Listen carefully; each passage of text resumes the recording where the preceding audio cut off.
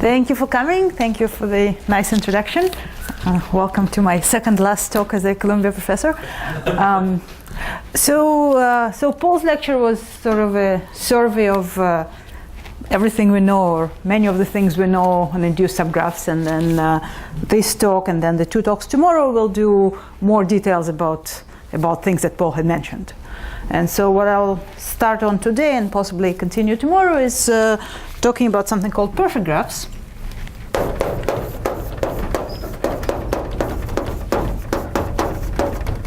And I'll tell you what these are, and I'll tell you many of the things I know about them. All right, so in Paul's lecture, he talked a lot about the chromatic number of a graph, right, which is the smallest number of colors you need to color the vertices.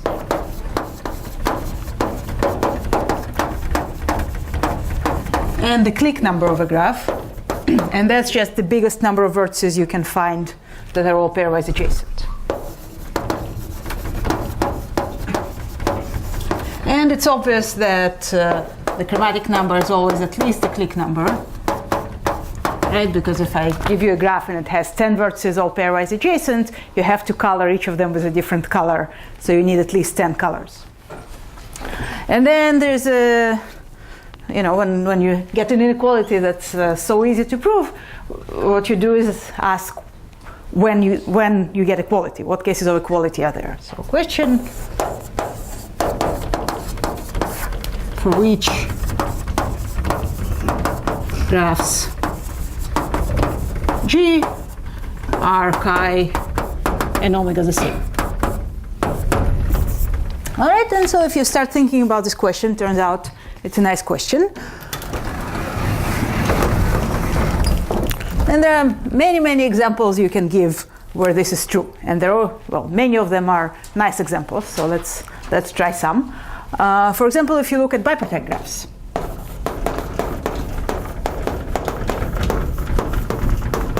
Right, so that means you can partition the vertices into two parts and all the edges go from left to right. So schematically it looks something like this.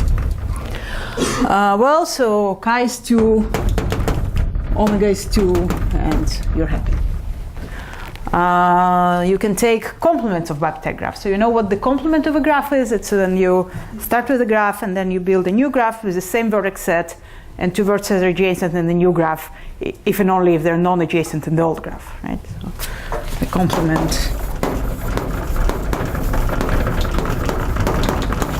GC of G, V of GC is the same as V of G, and then UV is an edge of G, if and only if UV is not an edge of the complement. Right, so you kind of reverse of all the adjacencies. All right, so then why did I define this? Well, I want to think about complements of bipartite graphs. Complements of bipartite graphs. So what does that mean? Here I had two stable sets, two sets with no edges inside, with some edges between them. So the complement of this graph is two cliques with some edges between them, right? So for now, the convention is an empty set. Well, actually, let me not say that because I'm about to break my convention. But what this means is there are no edges in this set. What this means is all the edges in this set are present. So again, you get that chi and omega are the same. And it's not very hard, but it's a little harder. It's a theorem of Koenig.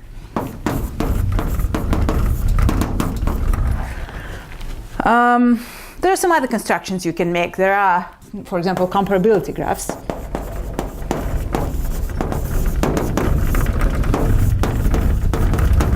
So it's not incredibly important what it means, but you start with a partially ordered set, and now you make a graph where the vertices are the elements of the set, and two vertices are adjacent if the two elements are comparable. So again, you get that chi and omega are the same. And you can keep going like this, and there are, there are many nice familiar classes of graphs where chi and omega are the same. Let me show you another one actually, because I'll want to talk about it later. So something called the line graph. So what does that mean? you start with a graph, and now you build a new graph that records the adjacency between edges, right? So you start with some graph H, and then you build a new graph called L of H, the line graph of H. So the vertices of L of H are the edges of H. And then two vertices are adjacent if the two corresponding edges share an end. So EF is an edge of L of H if E and F share an end in H. Right, so let's just do a quick example. So say, I don't know, let me start with this graph. Right, so I'm going to number the edges and I'm going to build the line graph. 1, 2, 3, 4, 5, 6, 7. The numbering is not crucial. So then what happens? So the edges 1, 2, and 3, they all share this end. So they're going to be a clique in the line graph. So this is H, and now I'm building L of H. So 1, 2, and 3 make a triangle. 4, 5, and 6 share this end, so they're also going to make a triangle. Now 2 and 5 share an end, so they're going to be adjacent. 3, this edge doesn't have a number at the moment. So now I have the edge 7. It shares an end with 1, and it shares an end with 4. So I'm going to put it here. And similarly, I have the edge 8, which shares an end with 3 and 6. So I'm going to put it here. Right, so this is an example of what a line graph is. So the reason I mentioned them is because there's another class of graphs where chi and omega are the same that I want to mention, and that's the line graphs of bipeptide graphs. So line graphs of bipeptide graphs. And that's another class where chi and omega are the same. Again, it's not very hard, but it's a theorem of Koenig. It's not trivial.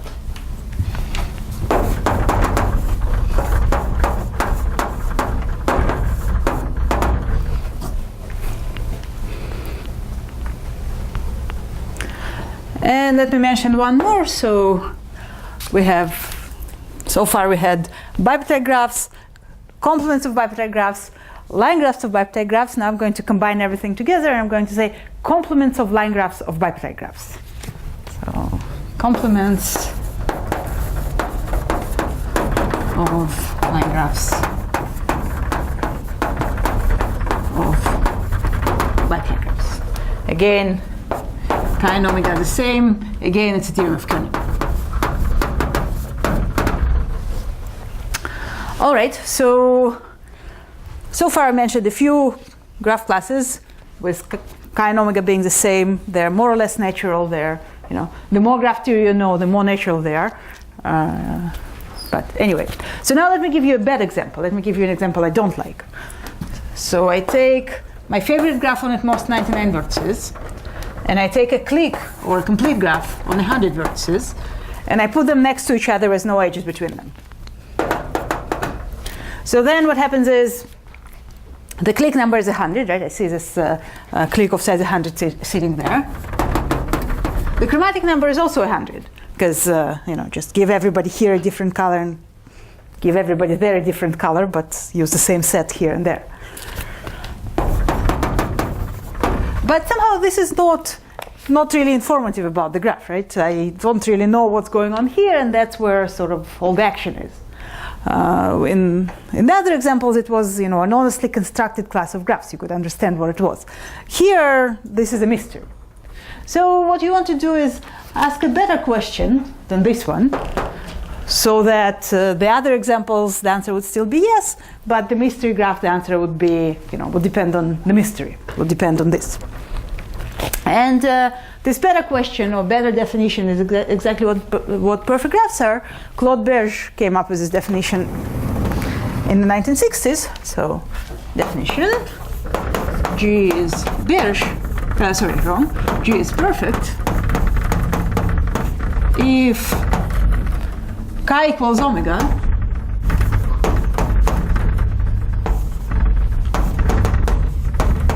but I want to require it not just for G, but for all induced subgraphs of G. So I'll say chi of G prime equals omega of G prime for every induced subgraph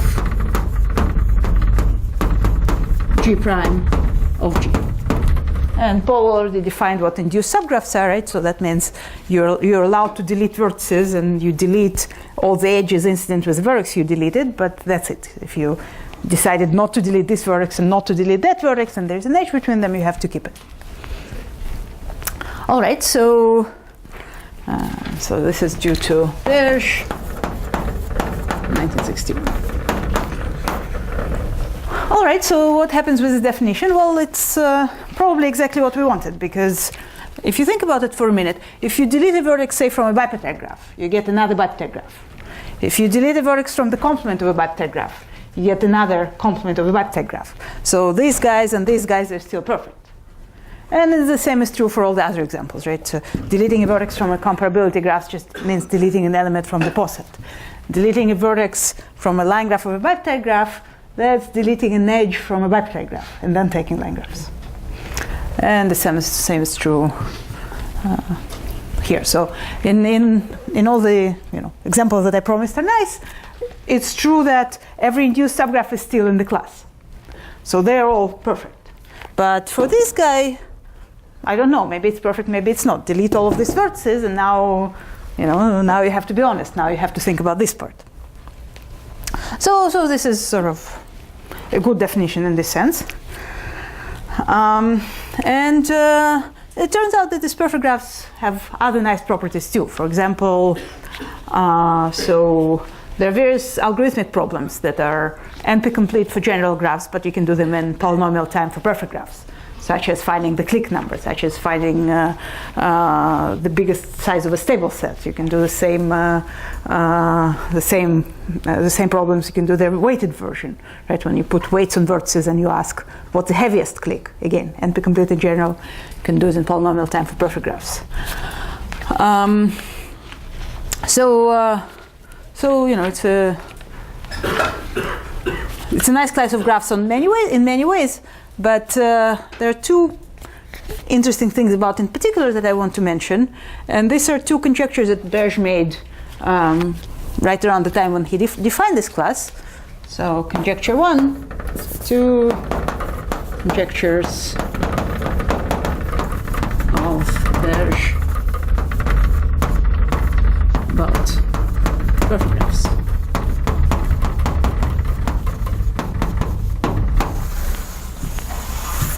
Conjecture 1, G is perfect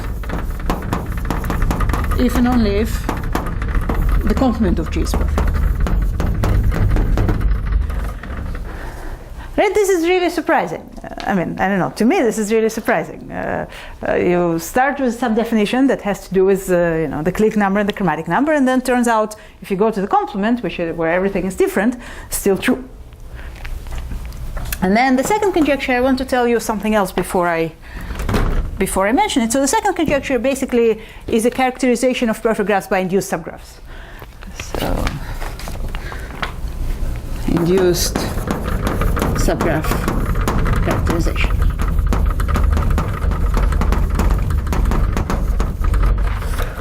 And here I'm going to repeat something that Paul said, because I think it's worth repeating at this point.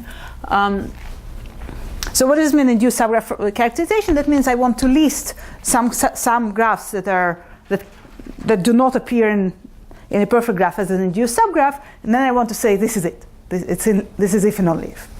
So in order to do that, I need to show you some graphs that are not perfect. That's maybe to make my promise more well-defined, I'll say forbidden. Induced subgraph characterization, right? I want to list a few graphs and say graph is perfect if and only if it doesn't contain any of those. All right, so let's come up with some graphs that are not perfect. Well, here's one. Right, so in this graph, the clique number is 2, and the chromatic number is 3. Right? Because if you try to color this graph with 2 colors, you would go 1, 2, 1, 2, and then you'd get stuck. And you can generalize. You can, instead of taking 5 vertices, you can take 2n plus 1 vertices. Right? See 2n plus 1. Right? 2n plus 1 vertices on the cycle. Consecutive ones are adjacent. Non-consecutive ones are non-adjacent. 1, 2, 3, 4, 5, 6. 1, 2, 3, 4, 5, 6, 7, 8, 9. Here we go. So again, chi is 3, omega is 2. So now let's take complements. Oh yeah, so I need to be a little bit careful here, because what about C3? Right? What if I take n equals 1? Well, then the chromatic number is 3, but the clique number is not 2. The clique number is also 3. So I have to say n at least 2. So these are graphs that are not perfect graphs.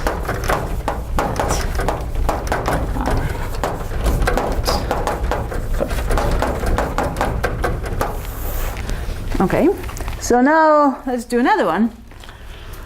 Well, if you believe the first conjecture, then the complements of this graph shouldn't be perfect either, right? So C2n plus 1 complement, where n is at least 2. And what that means is you take n plus 1, 2n plus 1 vertices.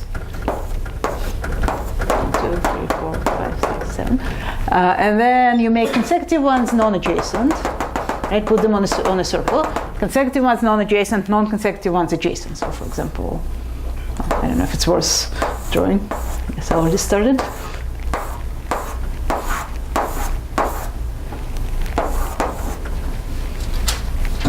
All right, this is more or less it. So this is C7 complement. So I claim this is not perfect either. Well, you should believe it, like I said, if you believe the first conjecture, but you can also check it, right? Because how big a clique can you get in C2n plus 1 complement? Well, you cannot have 2 consecutive vertices in your clique. So the best you can do is go yes, no, yes, no, yes, no, no. Right? You can't keep alternating. It's odd. So the clique number is n. But what's the chromatic number? All right. So how big can a color class be? It's at most 2 consecutive vertices. So I'm trying to color 2n plus 1 vertices with color classes of size at most 2, so I need n plus 1 colors. And in fact, you can do it with n plus 1 colors. So that's not perfect either. So we have those guys, and we have those guys. And these are 2 classes of imperfect graphs. And Berger's conjecture was that this is it. This is all you need. So I can now write it down. G is perfect,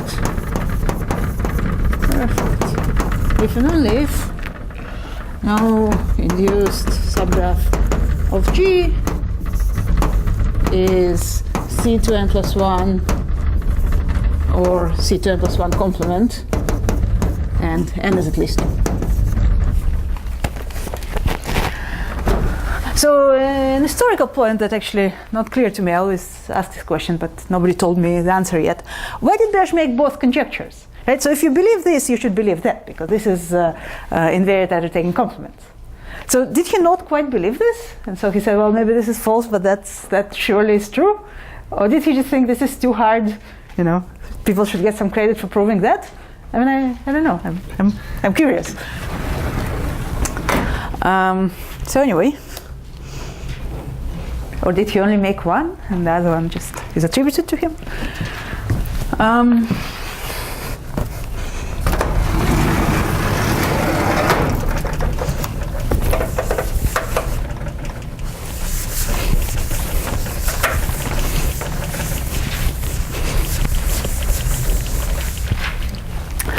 So by now, both conjectures have become theorems. The first one is called the weak perfect graph theorem.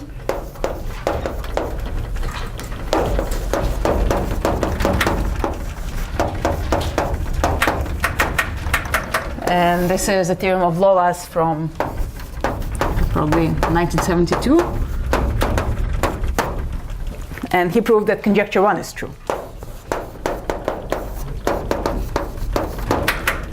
And so Lova's proof is sort of deep and difficult, and it develops a whole theory that's useful for all sorts of other things. And then sometime later, Gasparian came with a 2-page proof, which is really pretty. You know, you can teach it in one class, or you can read it in an hour, sort of really read it honestly in an hour. Except you really don't understand at all what's going on. It's just this gorgeous, beautiful trick. That's all I can say. I mean, I don't know. Maybe Gasparian has some intuition for that, but to me, it's just magic. So, short proof by Gasparian. Okay, and then there's the strong perfect graph theorem.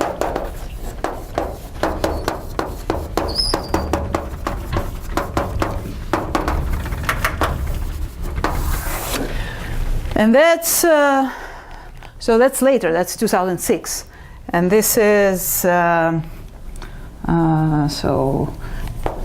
Neil Robertson, Paul Seymour, Robin Thomas, and me.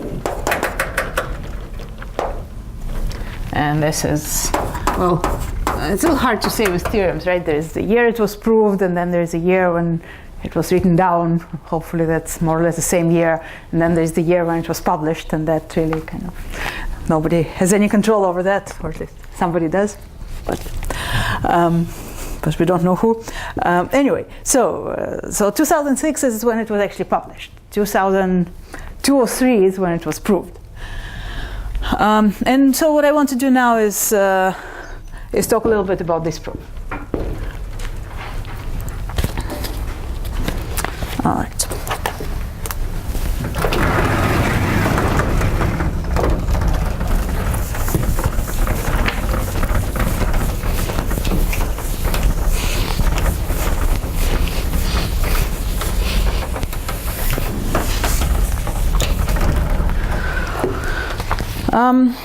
So, well, as you can see, this the strong perfect graph theorem was actually, before I say that, let me just say another couple of things. So there are two directions to this problem, right? We're trying to prove that G is perfect if and only if something. Well, one direction is easy, right? If G is perfect, then every induced subgraph is perfect, because chi and omega are the same for G and all its induced subgraphs. And that means you don't contain this or that as an induced subgraph, because for these guys, chi and omega are different. So one direction is easy. If G is perfect, then it doesn't contain those. So the interesting direction is to prove that if you don't contain this or that, then your graph is perfect. And let me, just for, because I'm going to talk about it for a while now, let me give a name to the graphs that are sort of candidates for being perfect by the strong perfect graph conjecture. This is called the strong perfect graph conjecture, by the way. So G definition, G is Beer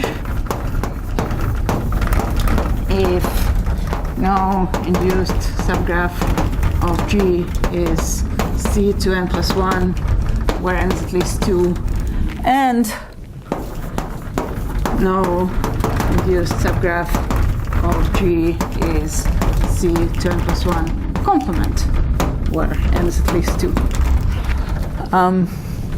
This is a complicated sentence, right? So you can, I tried to write it in a way that makes it sort of at least ambiguous, but it probably still there's a way to think of it to make it ambiguous. But really, I give talks about this a lot, and I've struggled with how to say this properly a lot. Can you say it's Beer if no induced subgraph is C to n plus 1 or C to n plus 1 complement? That's not it, right? Maybe it is according to the English grammar, but it's not clear. So anyway, what this means is, whatever induced subgraph you take, it's not an odd cycle, and it's not the complement of an odd cycle, both of length at least 5. So now the strong perfect graph theorem, right? So this is just terminology. I didn't say anything new except complaining about the English grammar. But so the strong perfect graph conjecture says G is Beer if and only if G is perfect. And we already agreed that one direction is easy. Perfect implies Beer. That's true. So need to show beige implies perfect. And so, this was open for a while, and people were thinking about it for a while. And there were sort of two approaches to trying to prove it. One was trying to prove everything we can about the minimal counterexample. Right? Let's look at a graph that's beige and not perfect, and as small as possible with this property, in some sense. And let's prove everything we can about it. And hopefully eventually we'll prove so many things that two of them will contradict each other, and then we'll know there's no such graph, and we'll know the theorem is true, the conjecture is true. And then there was another approach, which was, let's pretend for a minute that we are not interested in the strong perfect graph conjecture. Let's just try and understand beige graph.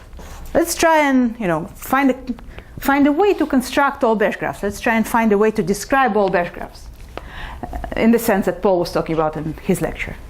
And now suppose I could do that. Well, if I really honestly described all beige graphs, now I can check what properties they have if I really truly understand them. So then I can go and check, are they all perfect or not? And so, well, at the end the proof was somewhere in between, but closer to trying to describe all beige graphs. And I'll explain what I mean. So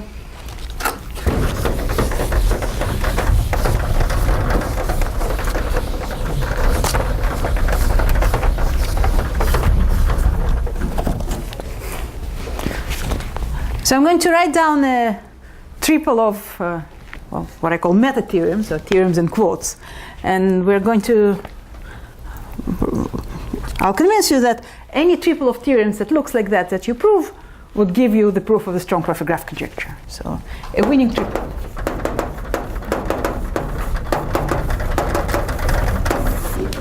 Theorem 1, quote-unquote theorem. Every beige graph is either basic or admits a useful decomposition.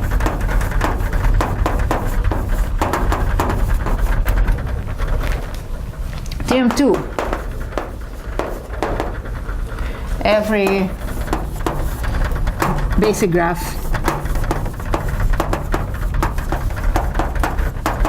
is perfect. So far theorem 1 looks like a good decomposition theorem, except you might wonder what this useful business is. Theorem 2 is just some theorem about graphs. Now theorem 3 is where it becomes a little bit unclean. So theorem 3 says if G is a counterexample to a strong perfect graph conjecture with as few vertices as possible, then G does not admit a useful decomposition.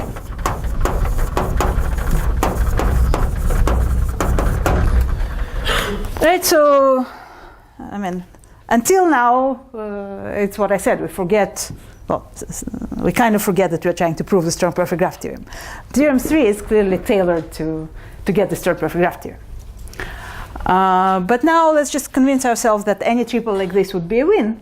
Well, suppose the strong perfect graph conjecture is false. Then let's look at the minimal counterexample.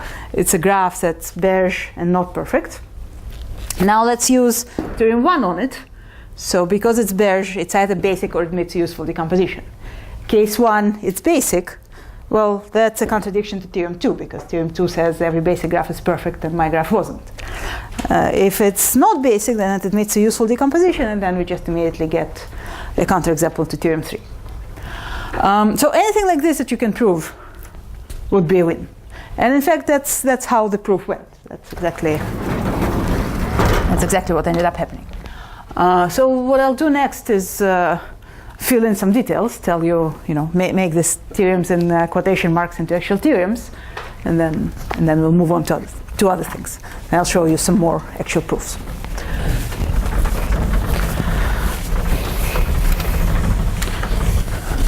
So what do I need to do in order to, to make this actual theorems? I need to tell you what the basic graphs are, and I need to tell you what the decompositions are. So basic graphs. And most of them you've already seen. Right? The examples I chose at the start were not randomly selected from all families of perfect graphs. So we have bipartite graphs,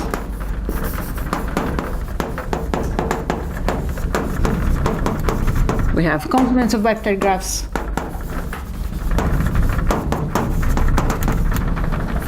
we have line graphs of bipartite graphs.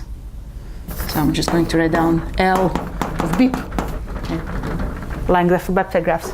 And then we have complements of line graphs of bipartite graphs.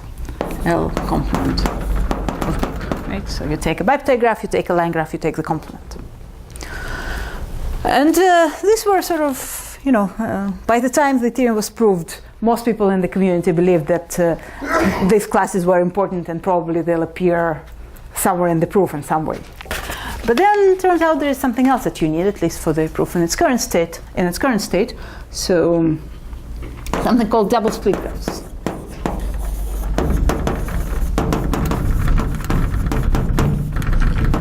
And let me tell you what those are.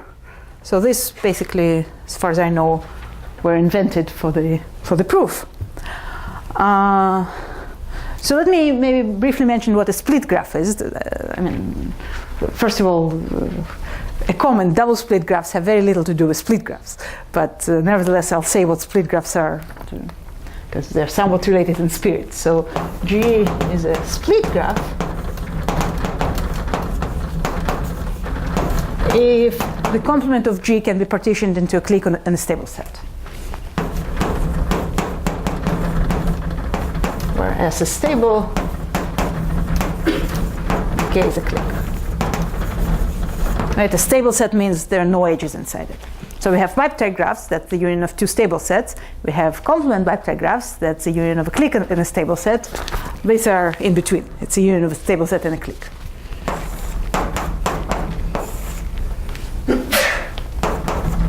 And some edges between. So double split graph is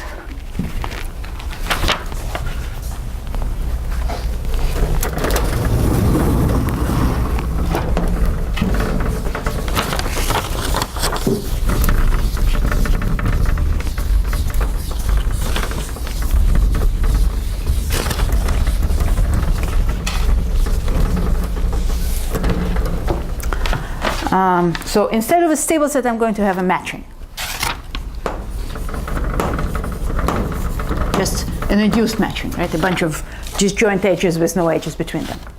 Instead of a clique, I'm going to have the complement of a matching. So that means a bunch of non-edges, but otherwise everything is complete to everything. Right? So there's a non-edges, but otherwise, right, everything is adjacent to everything. And now between every edge and every non-edge, I'm going to have exactly two edges. So I can do this in a different color. So something like this. Between every edge and every non-edge, I'll have an induced matching of size 2. And then some matchings are straight and some matchings are twisted. And if you have enough, edges here and non-edges there, then straight and twisted start to mean something. So that's a double split graph. It's the union of a matching and the complement of a matching, and then for every edge and every non-edge, there's an induced matching of size 2 between them. So let me maybe put down some names here, just in case somebody's taking notes.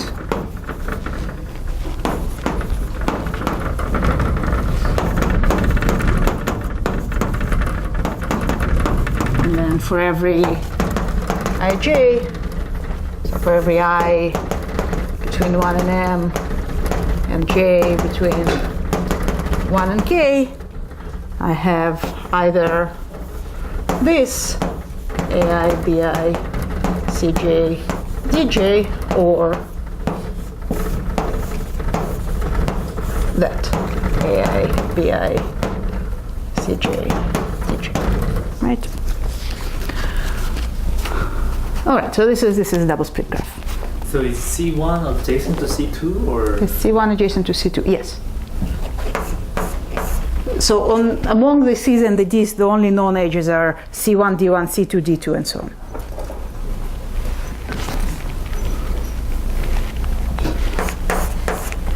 Anything else? There are no freedom of the edges, just a fixed, right? Say again? So graph is fixed, right? If you take M, if you fix M, then graph is. No, because you have a lot of choices of which pairs are straight and which pairs are twisted. Anything else? All right. So these are all the basic graphs. Now, a question one might ask: if I'm proving something that's invariant under taking complements, how come I have an odd number of basic classes, right? For every class, its complement should also be basic. But that's because double split graphs are their own complements.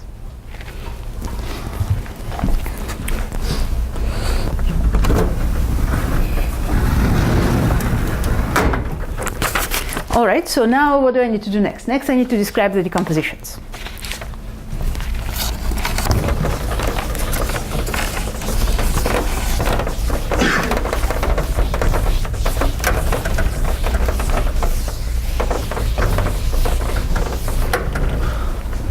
I guess before I do that, I can already do theorem 2, right? Since I already described all the basic classes, now I can tell you a theorem that says every basic graph is perfect. And that's this. Well, this is easy. These are theorems of Koenig, or you can say this is the theorem of Koenig, and these two follow from Lovas's theorem. Depends how you prefer it. So let's say Koenig. And then this guy, well, since we invented it for the proof, nobody had proved that this is perfect before, but you can. It's not very hard to check. So theorem 2 is okay. That's our acceptable basic graphs. So now we need to define the decompositions.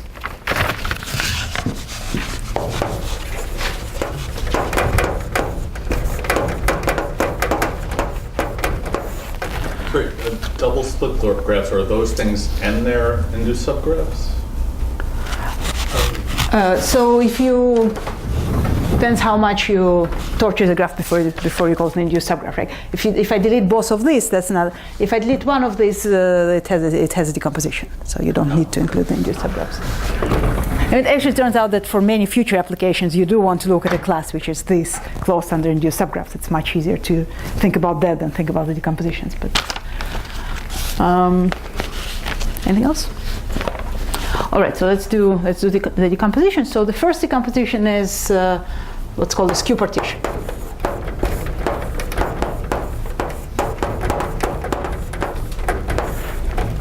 And what that is, it's a partition of, so the graph admits a skew partition if you can partition the vertex set into 4 non-empty disjoint sets.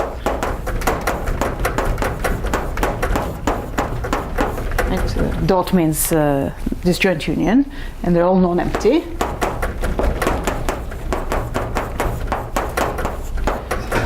And then everybody in A is adjacent to everybody in B, and there are no edges from C to D.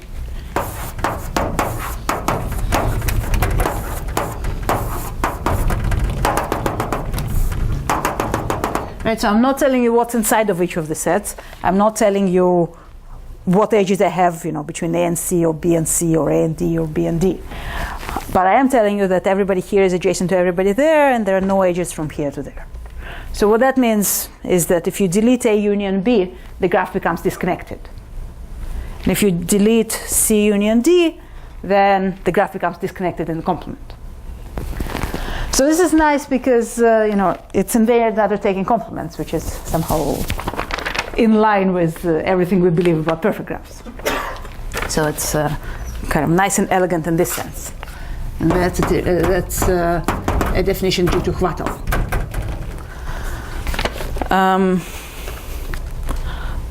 So, all right, let me leave it here for now.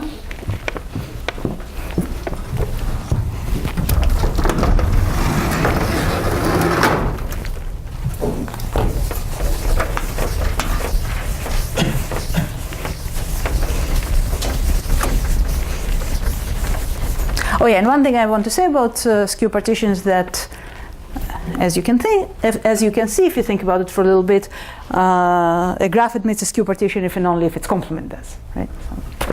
So that's nice. So then we have something called two joins,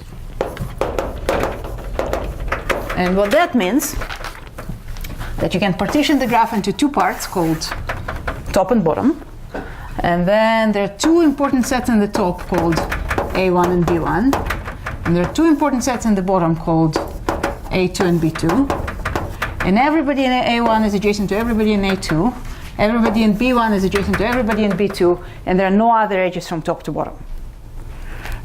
All right? So one way to think about it, if you wanted to write down a matrix that records the edges from top to bottom, it will be a very simple matrix, right? It will have a very small rank because really there are only kind of three types of behavior on top and three types of behavior on the bottom.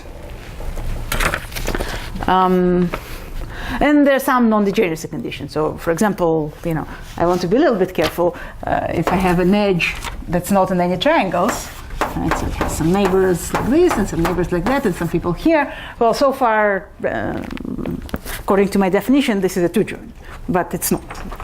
So I want a little bit more. So you need to impose some non-degeneracy condition, but let me not say exactly what they are.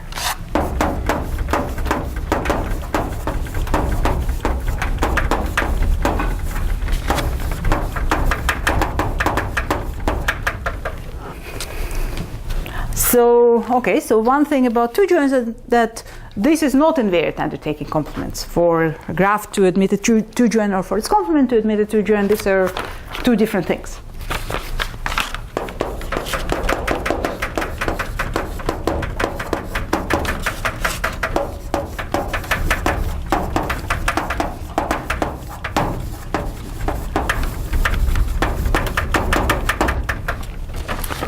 All right. But now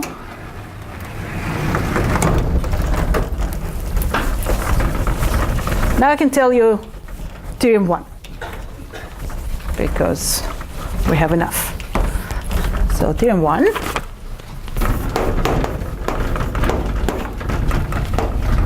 If G is bearish, right, and when I say theorem 1, I mean from that winning triple. If G is bearish, then either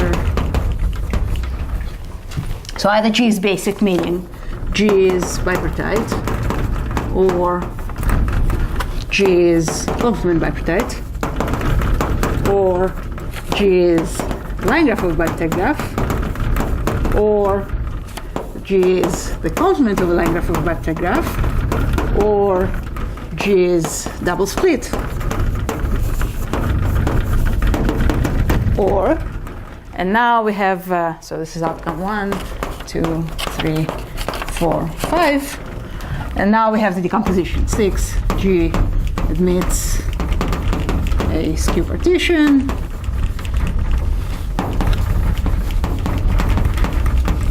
7, G admits a two join. And 8, or the complement of G admits a two join. In the original proof, there was one other outcome, one other decomposition, but in fact, you don't need it, so let me not tell you about it. All right, so we have theorem 1. I mean, we don't know how to prove it yet, but you can. We have theorem 2. So what about theorem 3? Well, so we don't quite have it yet. We need to prove that two joins, are a useful decomposition, and that skew partitions are useful decompositions. And for two joins, it was known. It's a theorem of Corringels and Cunningham.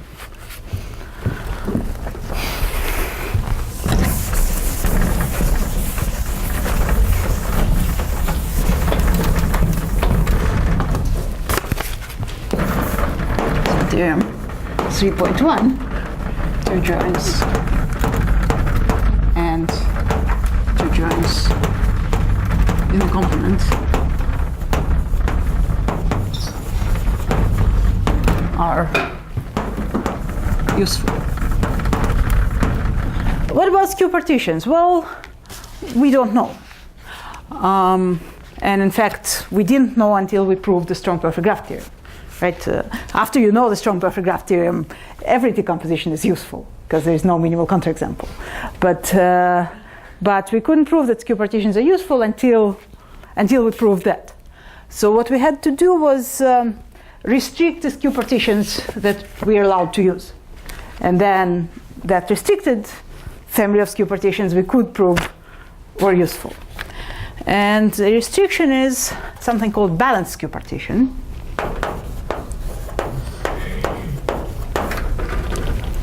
And what that means, that if you take two non-adjacent vertices in A, and you look at paths between them, induced paths that are contained in C or D, all these paths are even, have an even number of edges.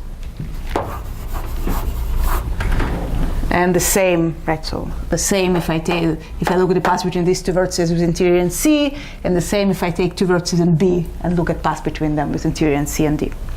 And then I want to preserve being complement invariant, so I want to say the same thing in the complement, which if you think about it for a minute means if you take an adjacent pair here, and then you look at antipaths or paths in the complement between these two guys with interior in A or B, that has to have an even number of non-edges. So let me try and write this down. Every induced path with non-adjacent ends in A union B and interior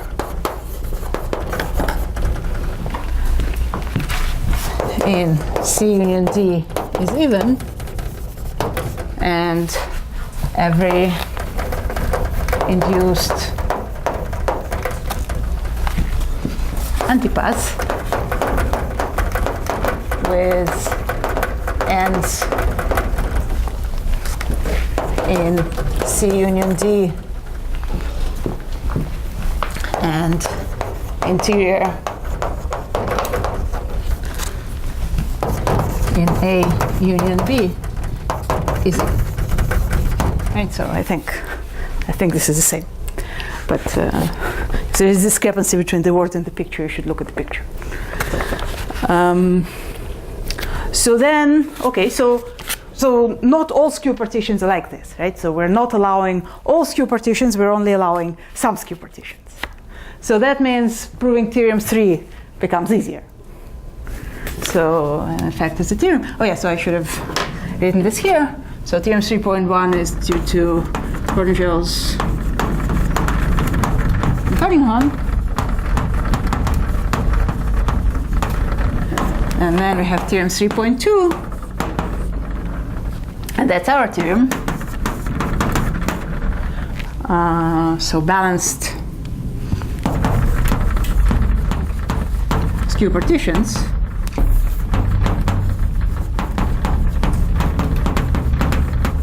are useful. And then together you get theorem 3, except I need to change this, right? I'm no longer saying G admits a skew partition, I'm saying G admits a balanced skew partition.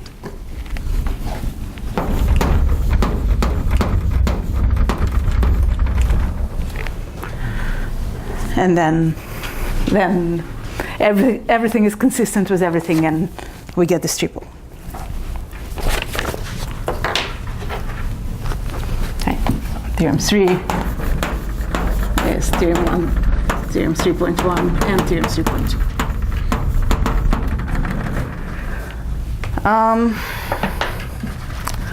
All right. So I thought the next thing I was going to do is talk a little bit about this decomposition. So I'm not going to prove, I'm not going to prove this and I'm not going to prove that, but I'm going to prove some special cases that will give you a little bit of a taste of why something like this might possibly be true.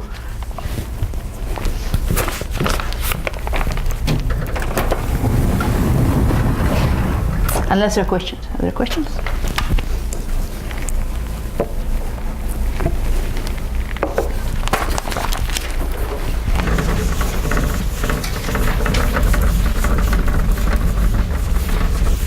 So skew partitions, Leszek Chvátal defined them first, and they were a generalization of another decomposition he worked with called a star cut set.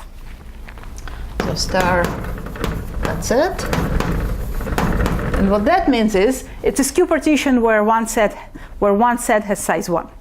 So in other words, you have a vertex and you have some of its neighbors, and if you delete this vertex and this set of neighbors, then the graph becomes disconnected.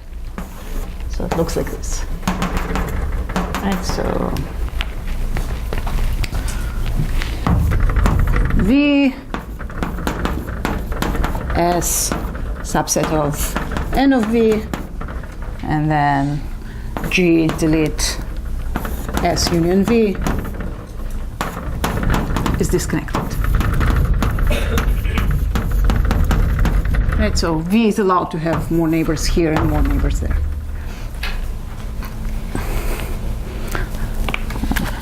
It's called the star cut set because if you delete a star. So all right, so maybe this is enough.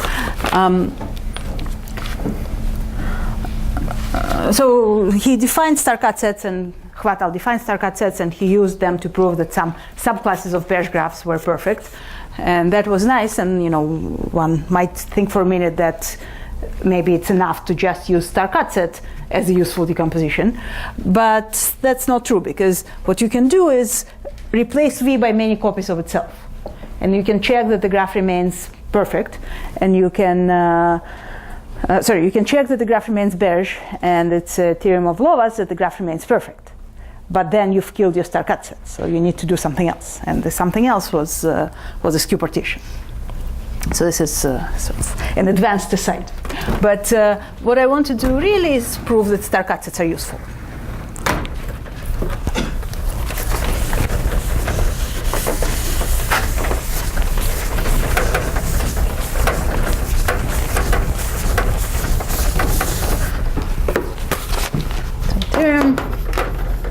Star cut sets are useful.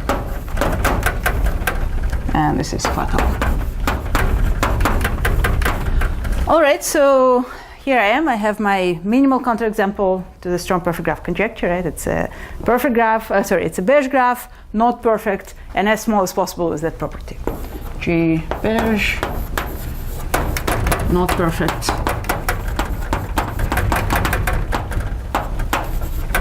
V of G is minimal. And suppose it admits a star cut set.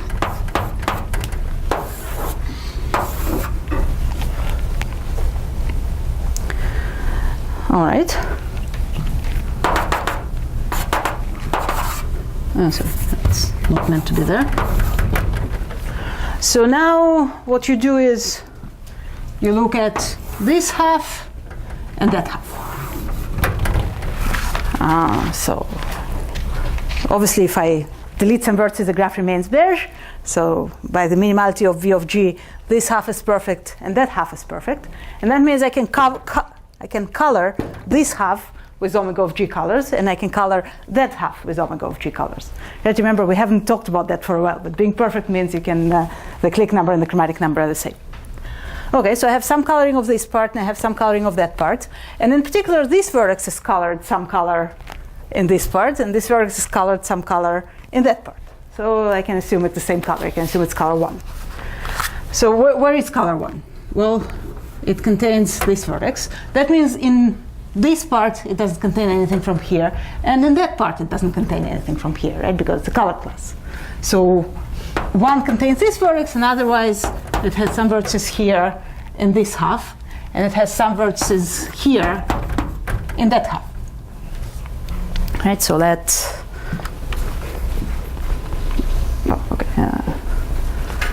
call this G1 and this G2, and then the color G1, G2 with omega of G colors. Let Si be the color class of Gi containing V.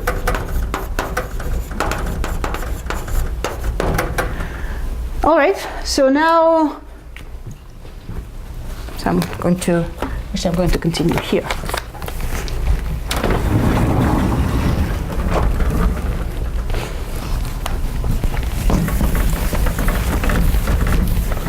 So now if I look at the union of S1 and S2, that's a stable set again, right? There are no edges from here to there, and my vertex V certainly doesn't have any neighbors there. So S1 union S2 is a stable set of G. So now what I want to say is use this stable set as one color for G, and now color the rest with omega minus 1 colors. So what do I need to check for that? I need to check that the clique number goes down if I delete this big stable set. So claim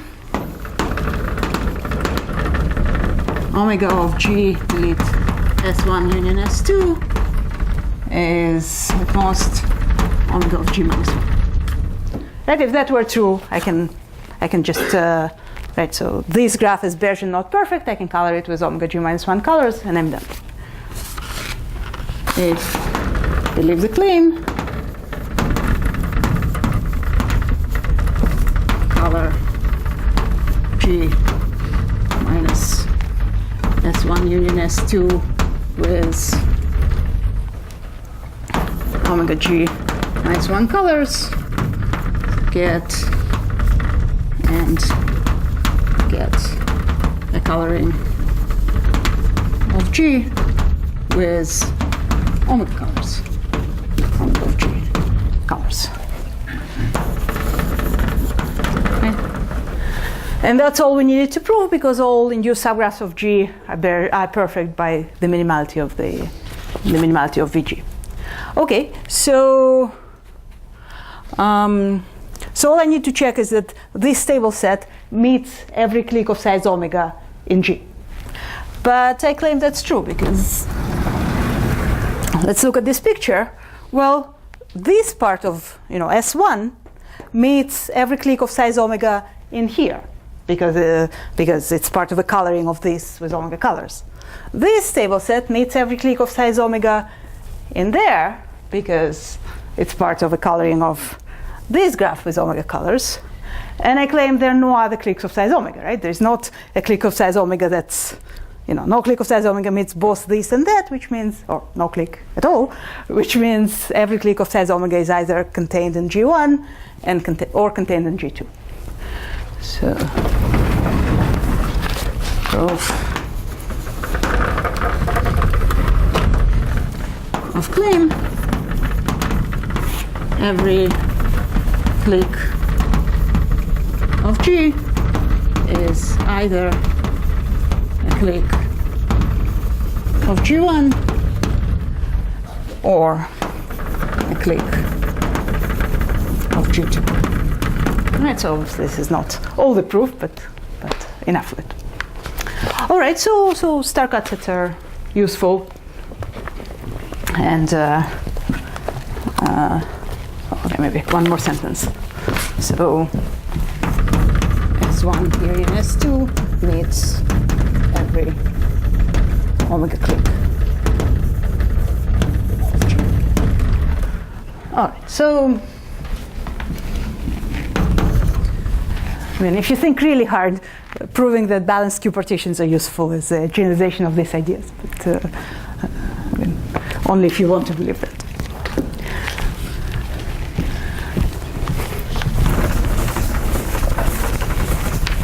Questions?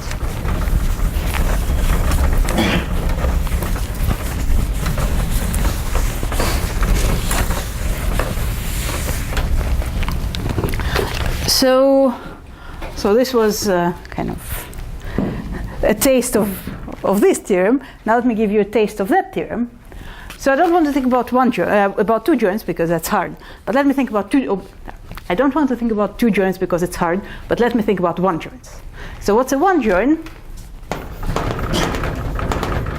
It's a picture like this.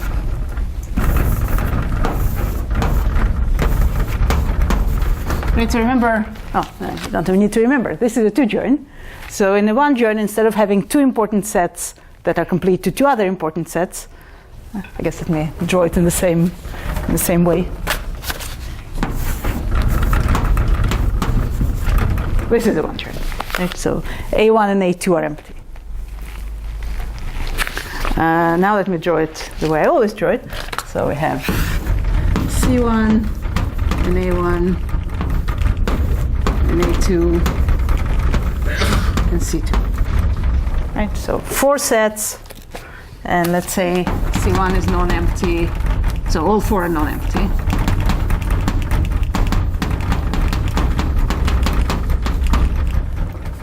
And so everybody in A1 is adjacent to everybody in A2. There are no edges from here to there. There are no edges from A1 to C2. There are no edges from A2 to C1. Right, so it's not a general two joint, but it's a very special skew partition. And let me prove that one joints are useful. Theorem, one joints are useful. No, Chudnovsky's theorem was an actual theorem. This is sort of more of an exercise, but I just wanted to show it to you. So what I'm going to do is I'm going to break this into two graphs. I'm going to have a graph called G1, which consists of C1 and A1, and another vertex complete to A1 that I'll call little a2. And I'm going to have a graph called G2, which consists of A2 and C2, and another little vertex called A1. Right, so this part comes from the real graph, and A2 just remembers that there was something else there before. And similarly here. So G1 and G2 are induced subgraphs of G, so they're Beige, and by the minimality of V of G, they're perfect. Right, I'm still in that setup. So G1, G2, Beige, perfect. And it's enough to prove that I can color G with omega of G colors. Need to prove chi of G equals omega of G. All right, so the first thing I'm going to do is use a theorem that I haven't really told you about that says I can replace the vertex by a clique, and the graph remains Beige and perfect. It's a special case of something called the replication lemma. So let G1 prime be obtained from G1 by replacing A1 with a clique of size omega of G minus omega of G restricted to sorry. In G1 I have the vertex A2. Replacing A2 minus G of A2. So in other words, wrong, G of A1. Okay, so this is better. So let me explain what I want to do.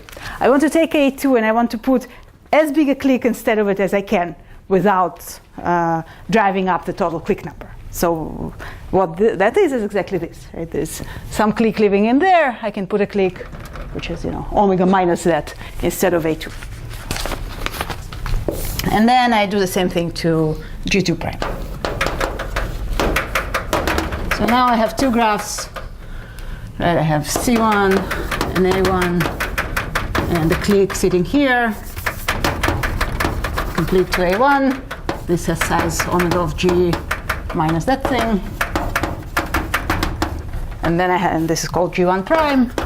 And now I have a second graph, C2, A2, clique, complete to A2. This has size omega of G minus omega of G restricted to A2.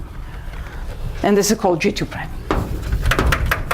So now it's a theorem of Loas that both these graphs are still perfect.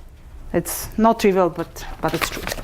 So G1, G2, G1 prime, G2 prime are perfect by Loas. Okay, so now what I'll do is I'll color G1 prime with omega colors, and I color G2 prime with omega colors, and now I claim I can put them together. So what do I need to do in order to put them together? I just need to make sure that colors that appear here and colors that appear there are disjoint, right? When I put them together, the only edges are between A1 and A2. And I can arrange that because, so when I color this, what happens? I have some colors that appear here, precisely this many, which means that the number of colors that appear there is exactly omega of A1. And similarly, when I color these, the number of colors that appear here is precisely omega of A2. And now by permuting colors, I can arrange that these colors are a subset of those colors, right? These are disjoint from those. There is enough of this because this was complete to that in the original graph. And so I can arrange all that.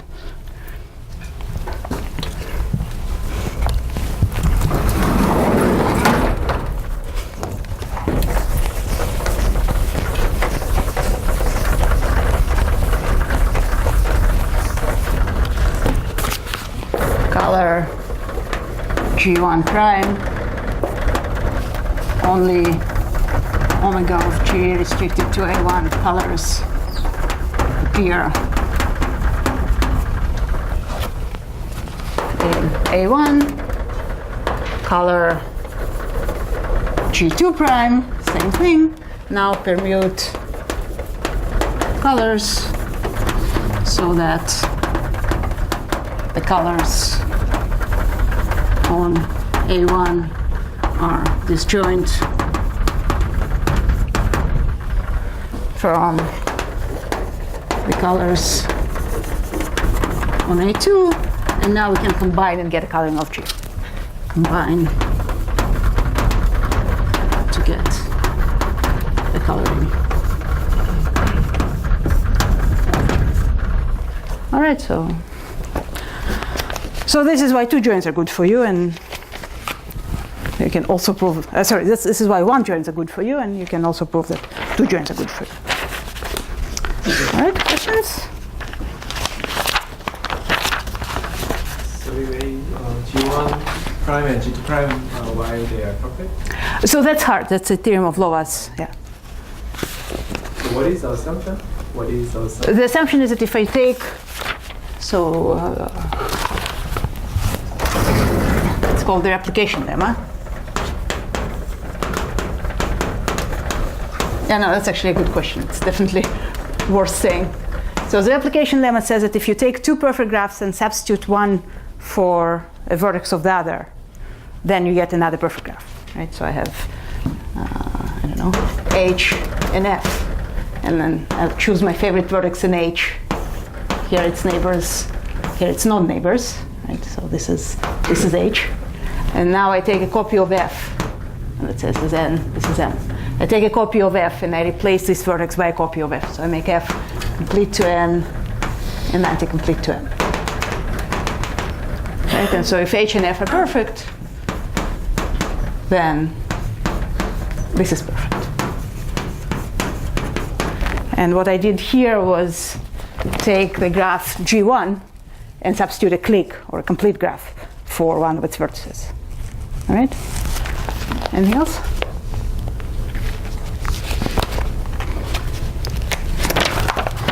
All right. So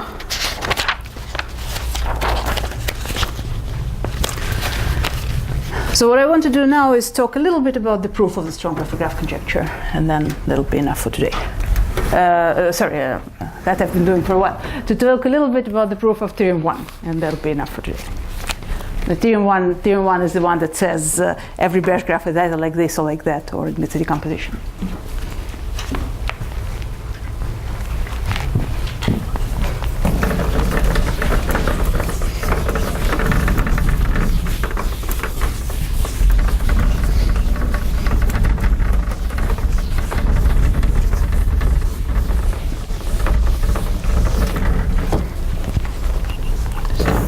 Proving theorem 1. So if you're proving a theorem that has lots of outcomes, one of the difficulties is you kind of don't know what you're proving, right? Here's your graph, and you could be trying to prove that it's bipartite, or you could be trying to prove that it's complement bipartite, or you could be trying to prove that it admits a skew partition, and you don't know which way to push. So what you want is to have something in the graph that will tell you which way to go. And then, if the theorem is true and you push hard enough, you'll probably get there. So this was sort of the idea in the proof. Try and identify things in the graph that would lead you down the right path, and then go that way. And now at the next step, you identify something else that would push you down some other path, but now you're in a slightly simpler situation, because you're no longer looking at the general Bayes graph, you're looking at the Bayes graph that doesn't contain the first thing.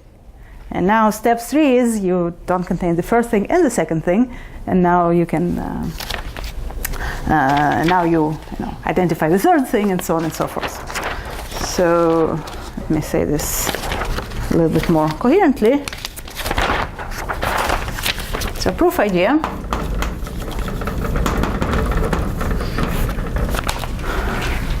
Assume G contains an induced subgraph that is basic in, let's say, at most one way.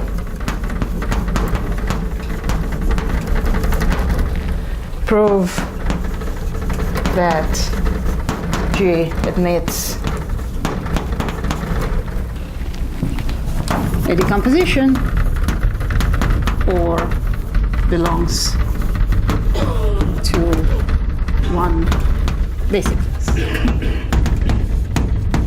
Right, so the idea here is we cut down the number of outcomes. We used to have 5 basic classes and 3 decompositions. Now I'm going to have still possibly 3 decompositions, but only at most 1 basic class.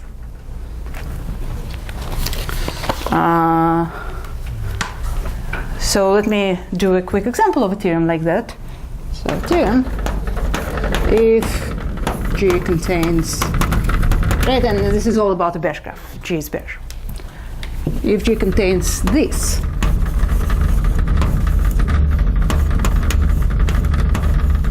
then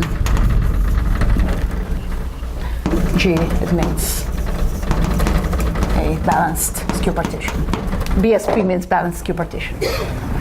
Right, so if you look at this graph, so this is not basic at all, right? It's not bipartite because it has a triangle. It's not complement bipartite because it has a stable set of size 3. It's not a line graph because it has a claw. It's not complement line graph, so this is not basic at all.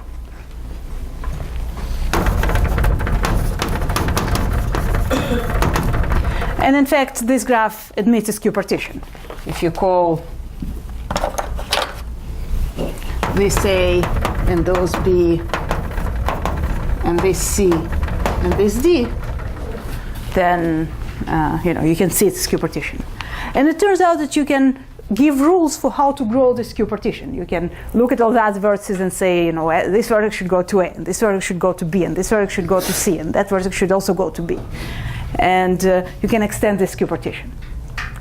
Right, so this is sort of in line with this philosophy. I'm not in any basic class, so that means my big Bayes graph cannot be in any basic class, right? Because it contains this thing. Now, why all you need is a skew partition and not a two-join in the complement? I mean, that, as far as I understand, is luck. So the fact that you don't need basic outcomes is cleverness. The fact that you don't need two joins in the complement is luck. But it is in fact true in this case. All right, so this is just kind of a good example of the philosophy, but this is not the first thing you do. This is just something that's easy to show.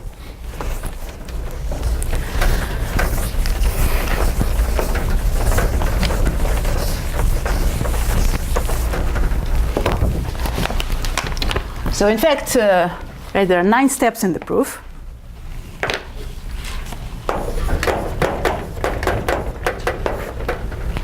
The first step is, it's almost like 12 steps, but 9. So the first step is you assume your graph contains a big induced subgraph, which is a line graph of a bipeptide graph. G contains L of B. Then G admits a decomposition, or G is L of B. And now here I have to say, I'll say reach. It's not necessarily big, but it's reach in the sense that it's a line graph and it's not in any other basic class. Right, so for example, I need to be a little bit careful because this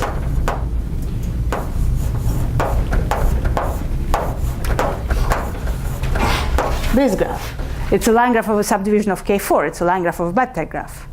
But it's also a double split graph.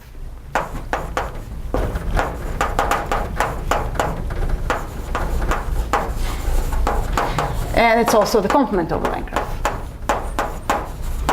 So this is bad. This is really a graph I don't like because it's not in one basic class, it's in 3 basic classes. So he's not reach.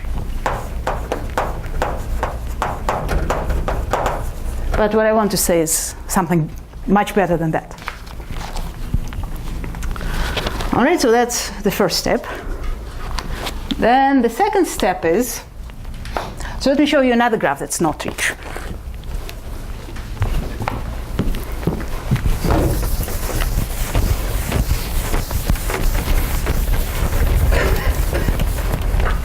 And that's the line graph of KAIST 3. So the line graph of KAIST 3 looks like this.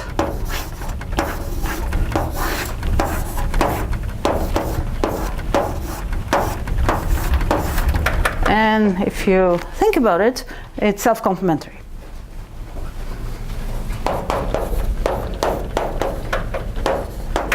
So it's in 2 basic classes. It's a line graph and it's a complement of a line graph. So now, well, so it's not reach because reach means just in 1 basic class. But on the other hand, I've already excluded all the reach guys, so I'm in a better situation. And so the next step is, if G contains the line graph of KAIST 3 and no reach line graph of a bipeptide graph, then either G is the line graph of KAIST 3 or G admits a decomposition. So you need to stop me here because this is false as stated. And the reason is, well, I said G doesn't contain a reach line graph of bipeptide graph. What if G is just a huge complement line graph? Right, that can happen. Line graph of KAIST 3 is a complement of a line graph. What if my whole graph is a huge complement of a line graph? Well, okay, so that's true. That would be a counterexample to what I said. But on the other hand, I mean, I kind of handle this case just by taking complements. So what I need to say, if G and G complement. No, please. If G contains line graph of KAIST 3 and G complement contain no reach line graph of a vector graph, right? So I'm in no danger of growing as a line graph. I'm in no danger of growing as a complement of a line graph, and then it's enough to just say that. So then the third step is something else about line graphs, and in fact it's this guy. So if G contains that,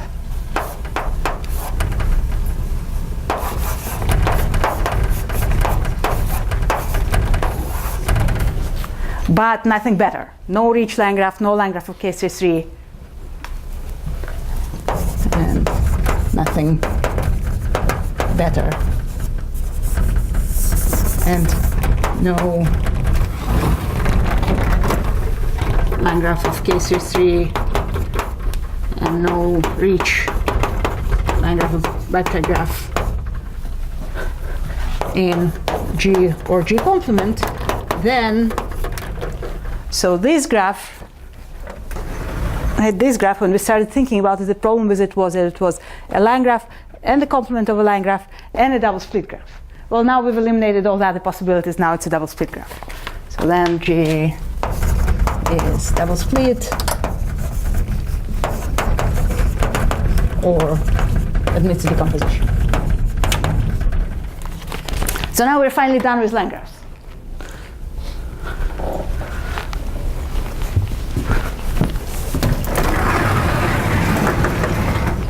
Excuse me, in the condition G or G complement does not contain reach. Doesn't contain line graph K3, doesn't contain a reach.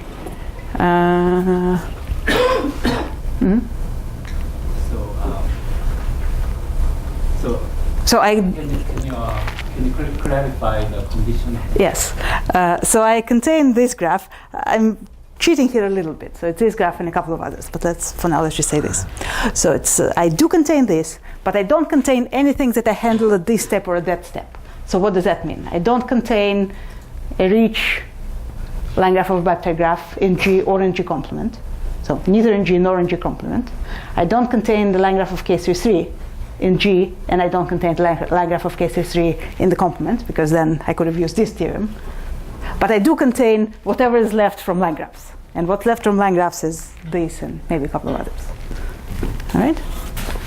Anything else? Okay. So now we're finally done with line graphs.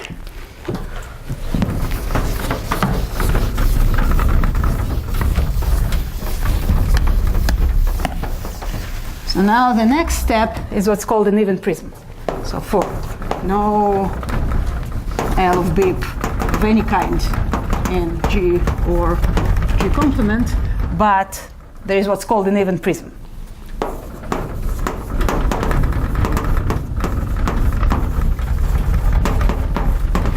And what that means, it's two triangles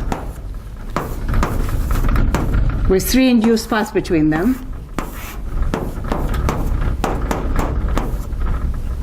And the paths have even lengths. All the paths have even lengths.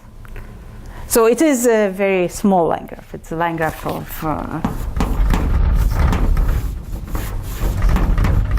this or something. Something like that. Okay. So then the fifth step is, again, about prisms. So for the fifth step, I want to contain what's called a long prism. So that means it's not an even prism because I already handled even prisms. So it's an odd prism, meaning all the paths are odd. One thing I should probably say, if you see anything like this, then all the paths have lengths of the same parity, because anything like this is an induced cycle. So if you have one path even and one path odd, and you look at this, you get an induced odd cycle. So the fifth step is, again, nothing better than you do contain a long prism, which means it's a prism. All the paths are odd, but at least one of them has at least one internal vertex, and therefore at least two. So not this. This is not a long prism. This is a short prism. Any other prism is a long prism. And I'll mention one more and I'll stop, because from then on they become technical.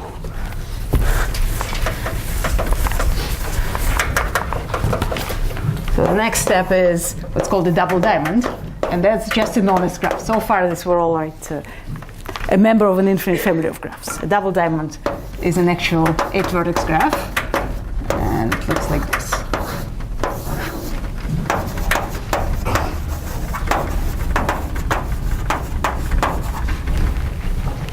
And then again, you admit a decomposition. And then from here, something surprising happens. You no longer need two joins. You only need skew partitions or your basic.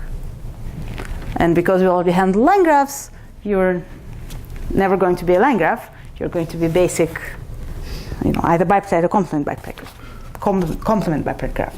So from now on, prove G is bipartite or complement bipartite, or G admits a balanced skew partition. Right, so from now on, somehow the theorem becomes easier. At the same time, the proof becomes harder, but at least the theorem becomes easier. And I think this is a good time to stop. Thank you.